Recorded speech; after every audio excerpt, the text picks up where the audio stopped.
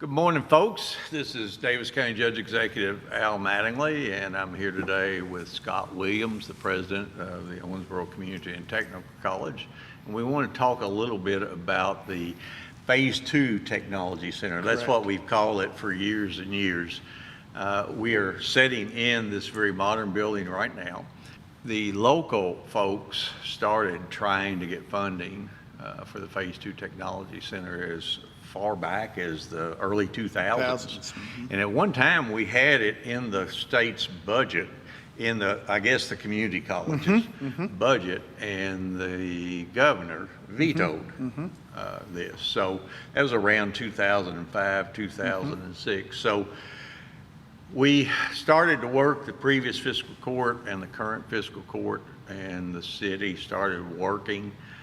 We started doing what we do best sometimes, which is to lobby the legislature. Right. I always say that while we hire lobbyists to go to Frankfurt for us, the best lobbyists are the local folks. And in 2015, probably, right around there, former Mayor Ron Payne and myself got together along with Scott and some other members in the community. And the city and the county each pledged $1 million toward this project. Then that group also raised $3 million in private capital for $5 million bucks. Went to Governor Steve Beshear at the time, and we explained how vital it was to have this facility for the community.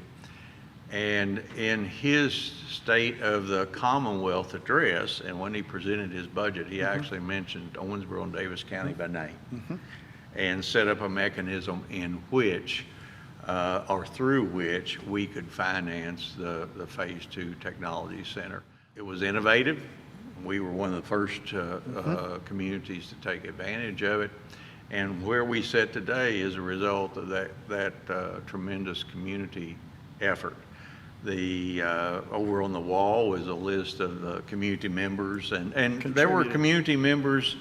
When we talk about community, we often think of Owensboro and Davis County, but they were regional community members who saw the value of a Phase 2 Technology Center here at the Community and Technical College.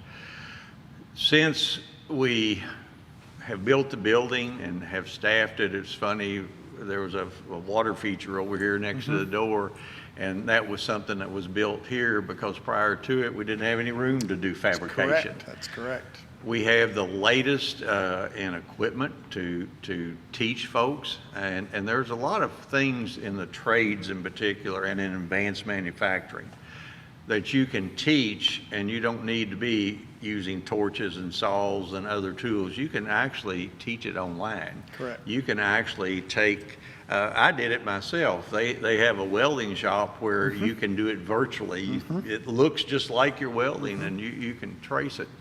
I know since the Phase 2 Technology Center came into being, we've added plumbing. Correct. Along with HVAC, electrical, welding, other trades, and also, very importantly, advanced manufacturing. Correct. So this is just a wonderful community asset. And Scott, I've talked long enough.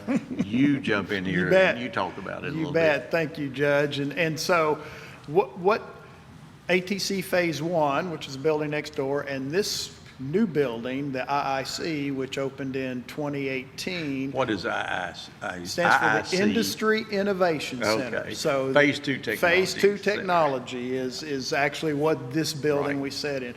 But what it did is allow us to pull all of our advanced manufacturing and our construction programs under basically on one campus, under two buildings. And it allowed us to do several things. So we were able, as the judge said, we were able to upgrade. In other words, we now have all the modern kind of equipment you would need that you would see not only in fabrication and welding, but we actually then expanded into robotic welding and robotics. And we have a robotic welding lab in here.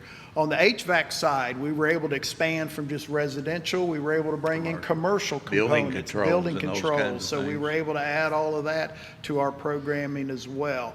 And then it allowed us to expand our electrical programming and our industrial maintenance program. As the judge said, this building came about not just because of Davis County and Owensboro, but also our counties such as Hancock and Ohio contributed as well, and allowed us to meet their needs in their manufacturing sector. So our industrial maintenance and electrical programs, our welding program, all of those programs were really allowed to expand.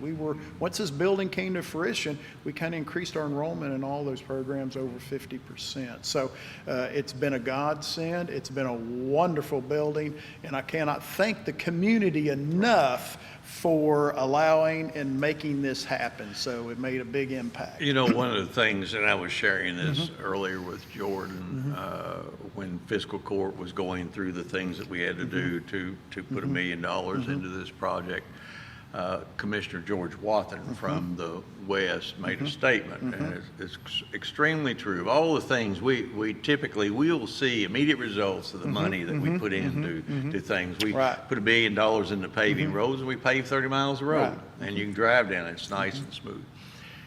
The $1 million that we put into this building, we will never know the impact that it has had on this community, on the lives of our citizens, and on their children's lives. And we'll never know how we have made it possible for our children and their children to stay in Davis County, in Owensboro and Davis County and the surrounding area. It's just amazing that today, in today's world, and please do not send me letters and scream at me for what I'm about to say, but in order to be successful and happy and productive, you don't necessarily have to have a 4-year college degree. Now, I have a 4-year college degree. I have a degree in biology and chemistry, and my livelihood has been in the trades. I've been a plumbing, heating, cooling mechanical contractor for 50 years, and it's provided a very good living for my family and my extended family. And some of the smartest people I know are people who work in the trades. My dad was one of the smartest people I ever knew, and he was a plumber all his life. So, you know, when you are looking at careers, this is a place that you need to look. Your kids need to look. I'll give another example. One of our commissioners, his son came and got a 2-year associate degree, and now is in charge of industrial maintenance at one of the plants locally. I mean, he started out making very good money and will continue to go up that ladder. So this building is just a part of it. It's the staff that you hire and you train to teach those kids. It's the attitude that we have toward advanced manufacturing and toward the trades. This is something I think that I can say and be pretty sure that the commissioners would echo what I'm about to say. This is one of the proudest things that we have done for Davis County. Excellent. Well, and I believe, as is fiscal court, our missions coincide and parallel with one, in that we want to raise and improve the quality of life of all citizens. And you summed it up very well. I think that's what this partnership has done for this community. Happy, productive citizens. Absolutely. That's what we are looking for.